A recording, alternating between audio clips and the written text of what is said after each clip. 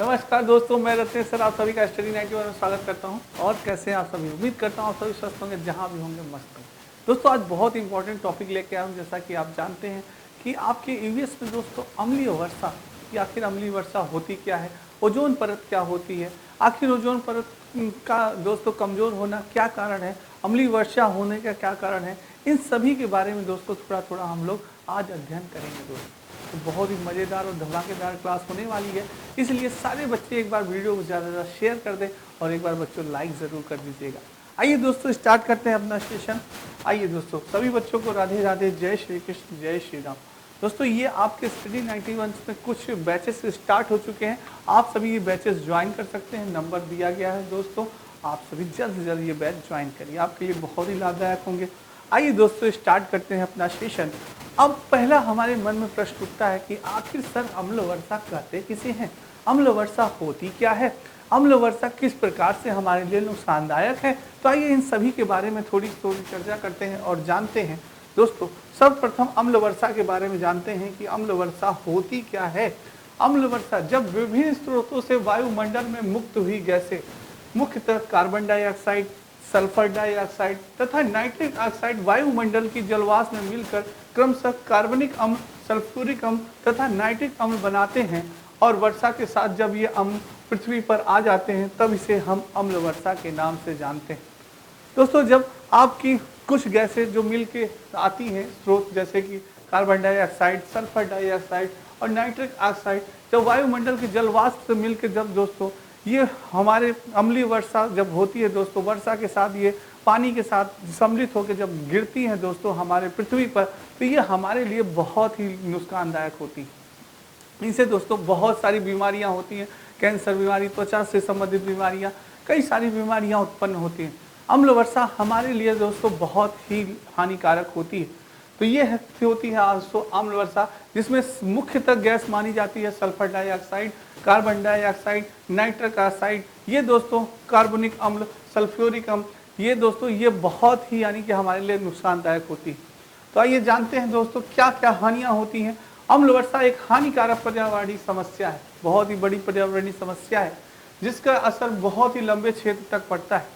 इस समस्या की वजह से आने वाली पीढ़ी बारिश के आनंद से वंचित रह जाएगी दोस्तों। जिस प्रकार से हम लोग बारिश जब होती है तो बाहर जाके खूब आनंद लेते हैं, बारिश में नहाते हैं, घूमते हैं, झूमते हैं, पर दोस्तों जब हमारी आने वाली पीढ़ी अगर इसी प्रकार से दोस्तों वातावरण हमारा प्रदूषित होता रहा तो अम्लीय वर्षा हमेशा होती रहेगी, तो क्या हमारी आने वाली पीढ़ी वर्षा में एंजॉय कर सकती है, नहा सकती है, घूम सकती है, फिर सकती है? कभी नहीं हो पाएगा ऐसा।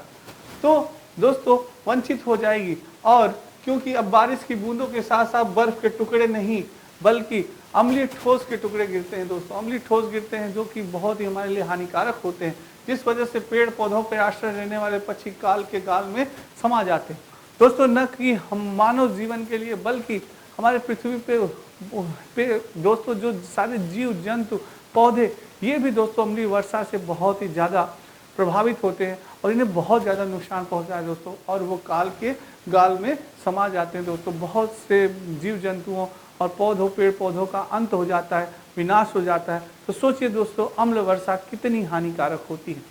आइए जानते हैं कि क्यों, क्या रीजन होता है अम्ल वर्षा के घटक। दोस्तों अम्ल वर्षा के घटक की बात की जाए तो इसके 3 घटक माने जाते हैं, प्रमुख 3 घटक माने जाते हैं। कौन सा होता है? सल्फ्यूरिक अम्ल, नाइट्रिक अम्ल और कार्बनिक अम्ल दोस्तों, यानी ये 3 घटक माने जाते हैं जिससे आपकी सल्फ्यूरिक अम्ल वर्षा होती है दोस्तों। सल्फ्यूरिक अम्ल, नाइट्रिक अम्ल, कार्बनिक अम्ल। आइए जानते हैं कि अम्ल वर्षा के प्रकार यह 2 प्रकार की होती है। क्या होती है? जो वर्षा होती है दोस्तों यह कितने प्रकार की होती है? 2 प्रकार की होती है, अम्लीय वर्षा और शुष्क अम्लीय वर्षा और नम अम्लीय वर्षा। जो शुष्क अम्लीय वर्षा होती है वह दोस्तों सल्फेट और नाइट्रेट जब धूल के कणों के साथ जमकर पृथ्वी की सतह पर आते हैं तब उसे शुष्क अम्लीय वर्षा कहते हैं। यानी कि सल्फेट और नाइट्रेट, जो सल्फेट और नाइट्रेट जो दोस्तों धूल के कण होते हैं वो जमकर पृथ्वी की सतह पर जब गिरते हैं तो उसे क्या कहा जाता है? शुष्क अम्लीय वर्षा कहा जाता है। अब बात की जाए नम अम्लीय वर्षा की, यानी कि वेट एसिड रेन की दोस्तों, जब वर्षा के पानी में सल्फ्यूरिक अम्ल और नाइट्रिक अम्ल व हाइड्रोक्लोरिक अम्ल मिलकर उसे अम्लीय बनाते हैं, तो इस वर्षा को, इस नम वर्षा को, इसे नम अम्लीय वर्षा कहा जाता है दोस्तों। यानी कि नम अम्लीय वर्षा में आपसे क्वेश्चन पूछा जा सकता है कि नम अम्लीय वर्षा में कौन कौन से एसिड होते हैं। तो सल्फ्यूरिक अम्ल होता है दोस्तों, नाइट्रिक अम्ल होता है और हाइड्रोक्लोरिक अम्ल होता है। आपसे पूछा जा सकता है कि शुष्क अम्लीय वर्षा में कौन सा अम्ल होता है, सल्फेट होता है, नाइट्रेट होता है दोस्तों, और धूल के कण होते हैं दोस्तों। इसी प्रकार से आपके एग्जाम में क्वेश्चन बन सकते हैं दोस्तों, ठीक है। नेक्स्ट चलते हैं दोस्तों कि नेक्स्ट आते हैं दोस्तों अम्ल वर्षा के मुख्य स्रोत। ये भी बहुत इंपॉर्टेंट है, क्या कारण है कि अम्ल वर्षा होती है, क्या रीजन है, इसके बारे में जानते हैं। क्या है इसके मुख्य स्रोत? कार्बन डाइऑक्साइड गैस दोस्तों। क्या? कार्बन डाइऑक्साइड गैस के उत्पन्न होने के मुख्य स्रोत जीवाश्म एवं ईंधन का दहन है। जो हम दोस्तों जीवाश्म और ईंधन का हम लोग दहन करते हैं, नाश करते हैं, उससे दोस्तों कार्बन डाइऑक्साइड गैस उत्सर्जित होती है। जबकि सल्फर डाइऑक्साइड तथा नाइट्रोजन ऑक्साइड गैसों का मुख्य स्रोत स्वचालित वाहन है।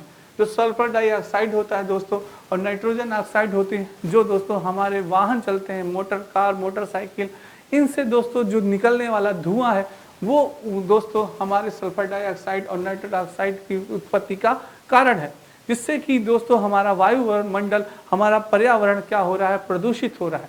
नेक्स्ट दोस्तों स्वचालित वाहनों और उत्सर्जन तथा उद्योगों की चिमनियों से भी निकलने वाले धुएं दोस्तों, जो उद्योगों से निकलने, चिमनियों से निकलने वाले धुएं भी होते हैं दोस्तों, वो हमारे वायुमंडल को बहुत ही अधिक प्रभावित करते हैं। तो दोस्तों इन पे हमें थोड़ा सा रोक लगाना पड़ेगा, नहीं तो हमारी आने वाली पीढ़ी दोस्तों, आपको मैंने बताया जैसा कि वो वर्षा से वंचित हो पाएगी। वर्षा का जो आनंद हम लेते थे दोस्तों, पहले क्या करते थे, कागज की नाव बना के वर्षा में छोड़ते थे, बारिश में छोड़ते थे, वो बहती थी। तो दोस्तों वो आनंद वो नहीं ले पाएंगे। नेक्स्ट है दोस्तों, ये आपके दोस्तों स्टडी 91 में कुछ पुस्तकें दी गई हैं। अपनी हिंदी वीडियो प्लेटफॉर्म हो पेट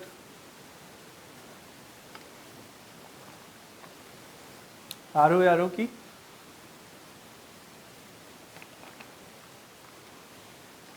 फ्री डिलीवरी है दोस्तों, कहीं भी आप मंगा सकते हैं। इन पुस्तकों का अध्ययन ले सकते हैं, बहुत इंपॉर्टेंट है, नंबर भी दिया गया है।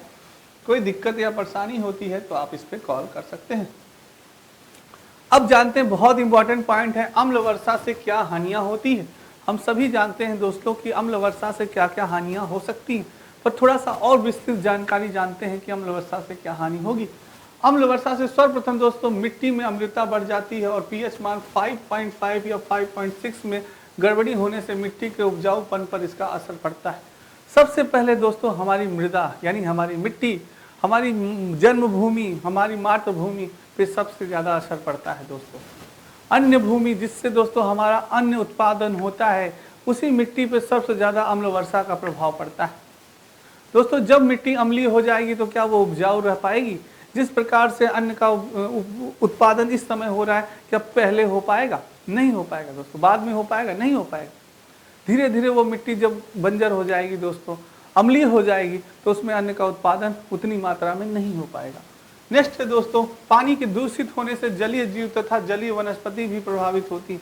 जब दोस्तों हमारा पानी प्रदूषित हो गया, जो हमारे जलीय जीव होते हैं और जो दोस्तों हमारे जलीय वनस्पतियां होती हैं, ये सारी क्या हो जाती हैं, प्रभावित हो जाती हैं और नष्ट हो जाती हैं। इनका अप्रत्यक्ष असर मानव स्वास्थ्य पर भी पड़ता है दोस्तों। इनका प्रत्यक्ष प्रभाव भी मानव स्वास्थ्य पर भी पड़ेगा। जब हमारा पर्यावरण बिगड़ेगा तो हमारा भी स्वास्थ्य बिगड़ना तय है दोस्तों, क्योंकि जहाँ पर्यावरण, उचित पर्यावरण है दोस्तों, वहीं हमारा स्वास्थ्य है दोस्तों। क्योंकि प्रकृति ही प्रगति की तरफ अग्रसर होती है दोस्तों। बिना प्रकृति के प्रगति हम नहीं कर सकते दोस्तों, ठीक है। यह है दोस्तों, क्योंकि अम्ल वर्षा से प्राणवायु ऑक्सीजन की नहीं बल्कि जल और अन्य सभी दूषित हो जाते हैं। अम्ल वर्षा से दोस्तों यानी कि आपका वातावरण ही प्रदूषित होता है और जल भी प्रदूषित हो जाता है। सोचिए कितना होगा दोस्तों। और हम ये जानते हैं दोस्तों, अम्लीय वर्षा से अन्य ऐसे इमारतें हैं जैसे इंग्लैंड का प्रख्यात सेंट पॉल गिरजाघर। हम सभी दोस्तों जानते हैं कि अम्लीय वर्षा से जो हमारा सबसे खूबसूरत भारत का ताजमहल दोस्तों, वो भी दोस्तों उसकी चमक दिन प्रतिदिन क्या हो रही है, खत्म होती जा रही है, समाप्त होती जा रही है दोस्तों। तो दोस्तों बस हम इतना ही नहीं जानते थे सिर्फ ताजमहल के बारे में, पर हम ये भी नहीं जानते थे कि इंग्लैंड का जो प्रख्यात सेंट पॉल गिरजाघर है, वो भी दोस्तों इस समस्या से पीड़ित है। ब्रिटिश का संसद भवन दोस्तों, न्यूयॉर्क अमेरिका शहर की भव्य अटलान किया, ये भी दोस्तों इनकी भी चमक दिन प्रतिदिन खत्म होती जा रही है।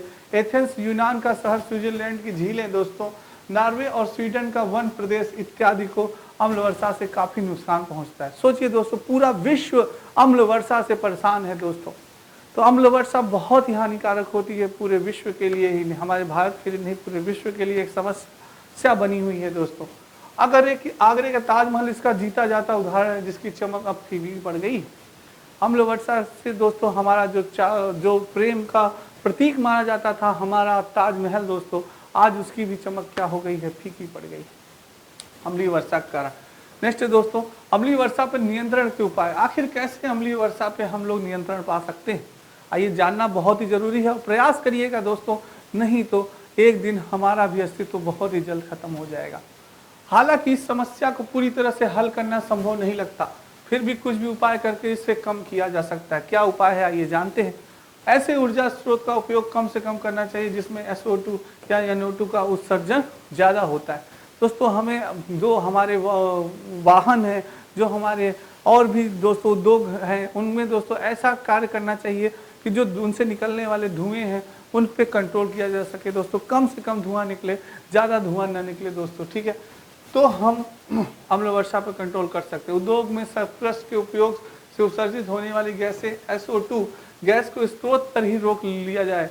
स्कर्प्स को अवशोषक भी कहते हैं, जैसे गैसीय रूप में कारखानों की चिमनी से निकलने वाले उत्सर्जन तत्वों को अवशोषित कर लेता है।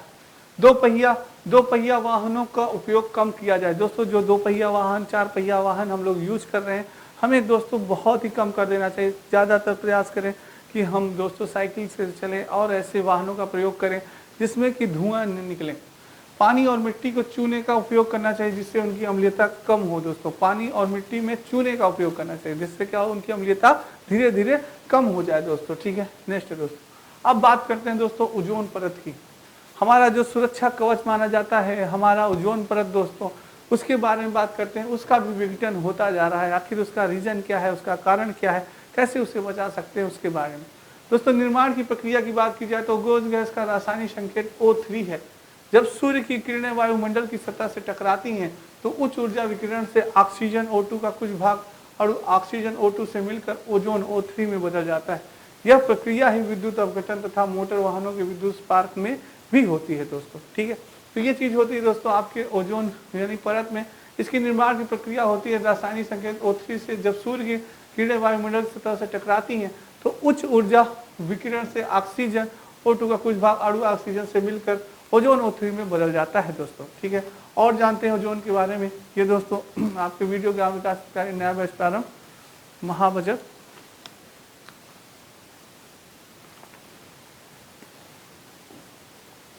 आइए दोस्तों ओजोन के बारे में जानते हैं। ओजोन का अर्थ क्या होता है। ओजोन का अर्थ होता है, यह शब्द यूनानी भाषा के शब्द ओजो से बना है जिसका अर्थ होता है गंध। क्या होता है ओजोन, एक गंध होती है दोस्तों, एक प्रकार की गैस होती है ओजोन। आइए जानते हैं यह एक प्रकार की क्या होती है, गैस होती है। ओजोन एक प्रकार की क्या होती है, गैस होती है दोस्तों। और ओजोन शब्द के बारे में जॉन होरेट ने बताया था। किसने बताया था, सर्वप्रथम जॉन होरेट ने बताया था।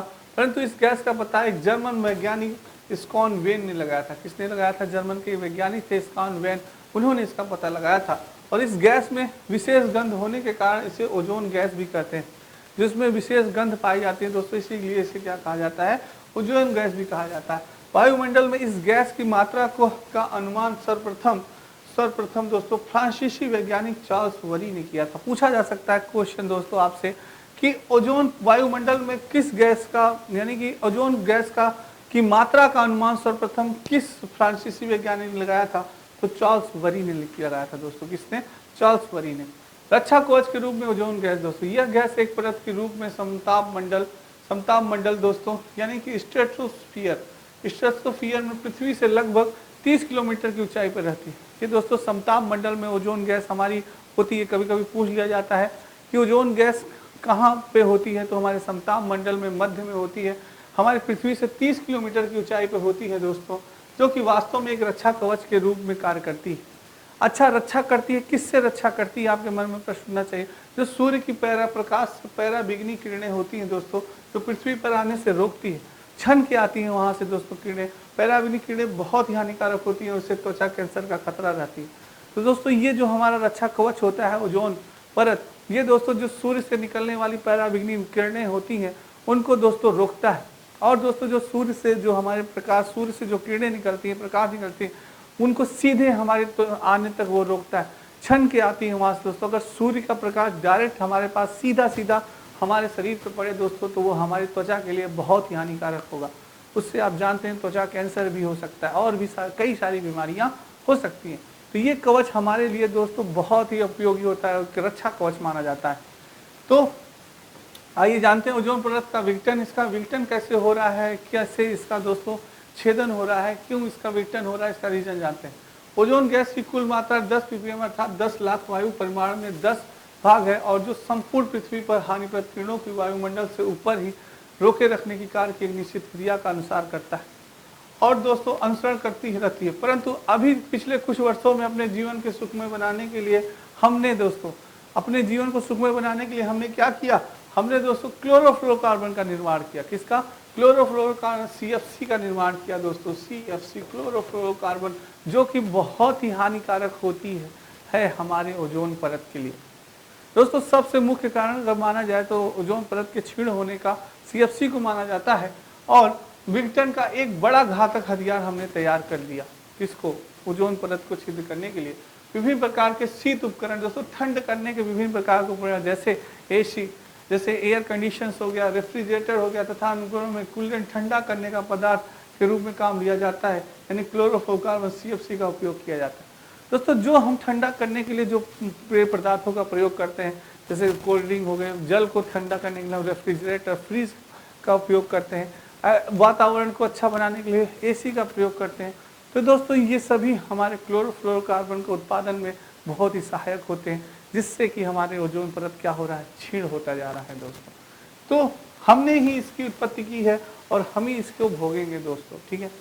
ये आपके हिंदी इंडिविजुअल का नया बैच पर हम दोस्तों नितिन सर के द्वारा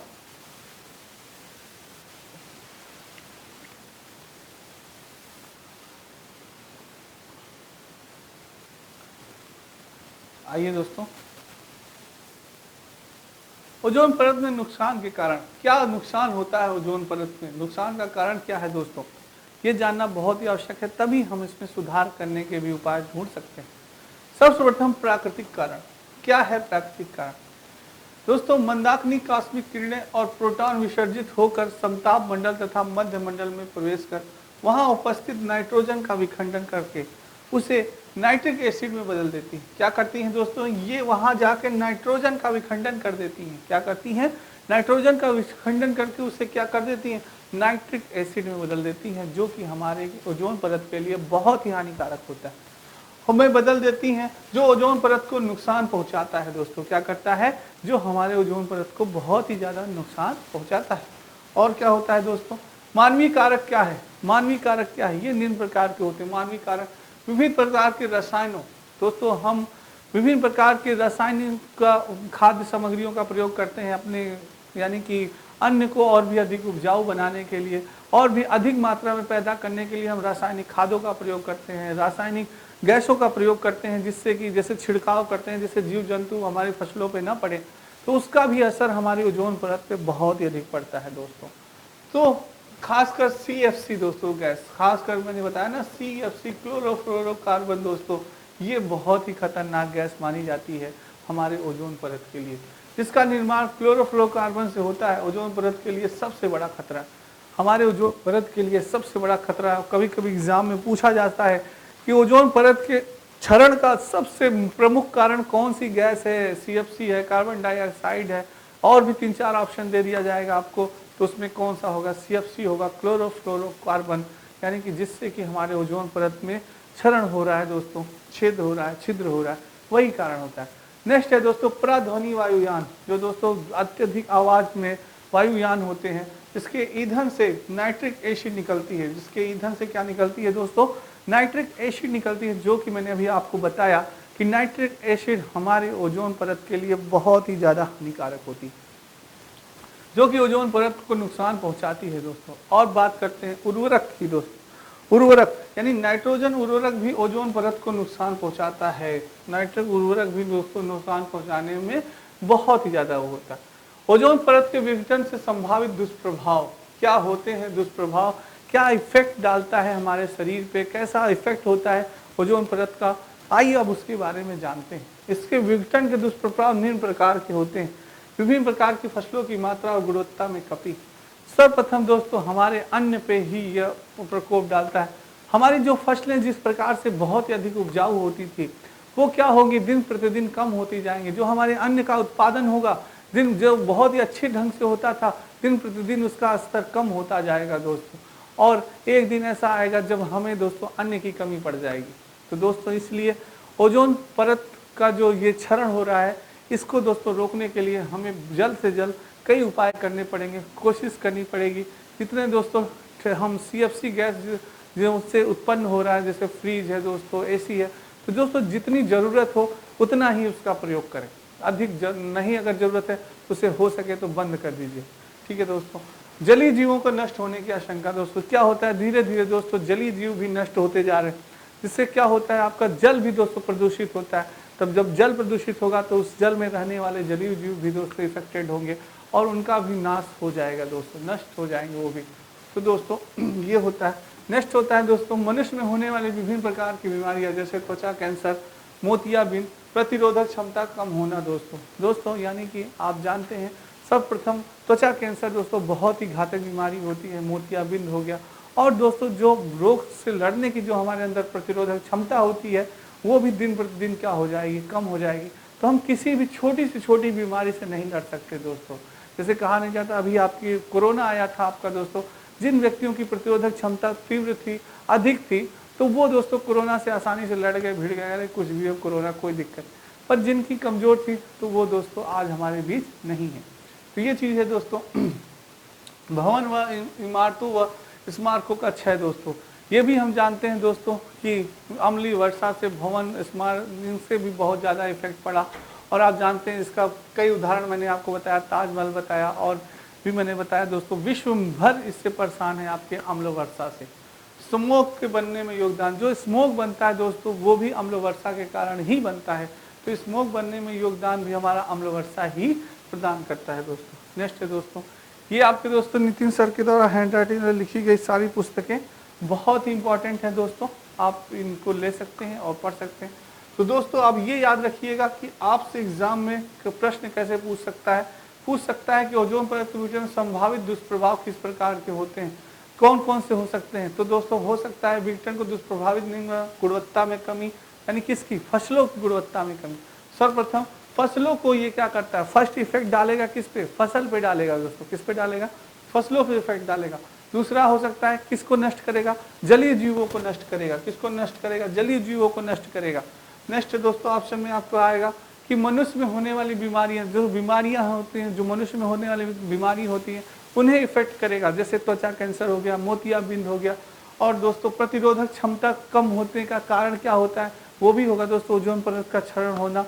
त्वचा कैंसर होने का कारण क्या होता है वो भी आप बता सकते हैं, ओजोन परत का क्षरण होना। मोतियाबिंद होने का कारण क्या, ओजोन परत का क्षरण होना। भवन, ये क्वेश्चन बन सकता है आपका दोस्तों, हमेशा पूछा जाता है कि आगरे के ताजमहल का जो दोस्तों चमक है दिन प्रतिदिन खत्म होती जा रही है, वो चमक नष्ट होती जा रही है, उसका कारण क्या है। तो आपका यही आंसर होगा दोस्तों, अम्लीय वर्षा है। क्या है उसका आंसर, अम्लीय वर्षा। क्या होगा दोस्तों, अम्लीय वर्षा। प्रमुख कारण है उसका अम्लीय वर्षा दोस्तों, क्योंकि अम्लीय वर्षा के होने के कारण ही जो हमारा प्रेम का प्रतीक है आगरे का ताजमहल दोस्तों, जो हमारा ताजमहल है दोस्तों, वो क्या हो रहा है, दिन प्रतिदिन उसकी जो चमक पहले थी दोस्तों वो क्या हो रही है, कम होती जा रही है।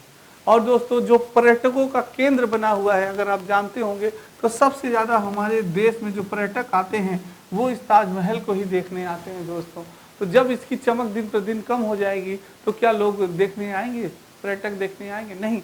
तब पर्यटकों की भी कमी हो जाएगी दोस्तों, जो हमारी आय का एक बहुत ही प्रमुख स्रोत माना जाता है दोस्तों। अगर पर्यटक नहीं आएंगे तो हमारी आय भी दोस्तों दिन प्रतिदिन, हमारे देश की आय यानी आर्थिक स्थिति भी क्या होगी, बिगड़ जाएगी। तो दोस्तों एक चीज़ से बिगड़ने से बहुत ही ज़्यादा, यानी कि दिन प्रतिदिन अगर अम्लीय वर्षा होती गई तो ताजमहल का अस्तित्व भी क्या हो जाएगा, समाप्त हो जाएगा। तो दोस्तों उससे हम सभी प्रभावित होंगे। अन्न दोस्तों यानी अधिक उपजाऊ नहीं होगा, यानी कि जो अन्न होंगे वो अधिक उपजाऊ नहीं होंगे। जो अभी अन्न उपजाऊ हो रहे हैं उससे हमारे किसान भाई दोस्तों कितने परेशान होंगे, कितनी दिक्कतें उठेंगी। आप जानते हैं जब अन्न सही उपज नहीं होती तो उन्हें उचित मूल्य नहीं मिल पाता, उचित दाम नहीं मिलता, जिससे दोस्तों उन्होंने भरपाई की थी कि अपने खेती में जो लगाया था वो भी नहीं निकल पाता, तब वो क्या करते हैं, वो आत्महत्या करते हैं और दोस्तों उनका जीवन यापन नहीं हो पाता, तब दोस्तों उनके पास दूसरा रास्ता नहीं होता अपने जीवन का अंत करने के बाद। तो ये सब चीज़ें हैं दोस्तों, यानी कि हम ही दोस्तों प्रकृति के साथ छेड़छाड़ करते हैं, हम ही प्रकृति को का नष्ट करने के प्रति अग्रसर होते हैं, क्योंकि हमने ही दोस्तों ऐसे आविष्कार किए, फ्रिज का दोस्तों, एसी का, और भी ऐसे दोस्तों ठंडे करने के सीएफसी का आविष्कार मानव ने ही किया। इस सीएफसी गैस से दोस्तों हमारा ओजोन जो परत है वो बहुत ही ज़्यादा प्रभावित होती है, और ओजोन परत को दोस्तों सीएफसी का मुख्य योगदान माना जाता है, और जिससे कि हमारे अंदर दोस्तों त्वचा कैंसर, जो कि सोचिए दोस्तों पहले क्या कैंसर वंसर होता था, लोगों को नहीं होता था, पर जैसे जैसे ये चीज़ें बढ़ती जा रही हैं तो हमें लोग कैंसर के रोगी भी बढ़ते जा रहे हैं, बीमारियां हो रही हैं, मोतियाबिंद के लोग बढ़ते जा रहे हैं, हमारे अंदर जो प्रतिरोधक क्षमता हो रही है वो भी दोस्तों यानी बीमारियों से लड़ने की दिन प्रतिदिन खत्म होती जा रही है। आप सोचिए दोस्तों, जो पुराने हमारे लोग थे, दादाजी लोग थे, पिताजी लोग थे, वो दोस्तों कितने स्ट्रांग हैं, उनको छोटी मोटी बीमारियां अभी भी उनका कुछ नहीं बिगाड़ सकती, उन्हें बुखार है, जुकाम है, कोई दिक्कत नहीं होता, वो अपना कार्य करते रहते हैं। पर यहाँ पे हमें अगर थोड़ा सा बुखार और जुकाम हो जाता है तो ये होता है कि बस अब बिस्तर पकड़ ले। तो ये चीज़ है दोस्तों, तो उनकी क्षमता बहुत ही तीव्र थी, क्योंकि उनका उसी प्रकार से खान पान दोस्तों, अब हम जो उपजाऊ कर रहे हैं उसमें रासायनिक खादों का हम ज़्यादा इस्तेमाल कर रहे हैं, जबकि पहले जैविक खादों का इस्तेमाल किया, जैसे गोबर दोस्तों, पत्तियों को सड़ाना, यानी जानवरों को अपने खेतों में रखना, जिससे कि जैविक खादों का इस्तेमाल किया जाता था, जिससे जो अन्य उपज होती थी दोस्तों वो हमारे लिए बहुत ही लाभदायक होती थी। तो जब अब रासायनिक खादों का प्रयोग होने लगा दोस्तों, छिड़काव बहुत ही अधिक होने लगा, और उत्पादन, अन्य उत्पादन की बहुत ही अधिक, यानी कि हमारे अंदर लालच हो गई कि अन्य उत्पादन हमें करना है, तो जिस कारण से दोस्तों हमारे अंदर और भी ज़्यादा यानी कि बीमारियों के लक्षण जागृत होने लगे और ओजोन परत का क्षरण होने लगा। तो यही सब कारण है दोस्तों, तो इसे रोकना है तो हमें सतर्कता बरतनी पड़ेगी दोस्तों। तो दोस्तों आज की क्लास आपको कैसी लगी, कमेंट बॉक्स में कमेंट जरूर करिएगा, एक बार लाइक ज़रूर करिएगा और ज़्यादा से ज़्यादा शेयर जरूर करिएगा दोस्तों। और दोस्तों इसी प्रकार से बने रहिएगा, और नोटिफिकेशन यूपी टेट का बहुत जल्द आने वाला है, आप लोग अपनी तैयारी में लगे रहिए। तो आज के लिए इतना ही, सभी बच्चों को राधे राधे, जय श्री कृष्ण दोस्तों, जय हिंद दोस्तों।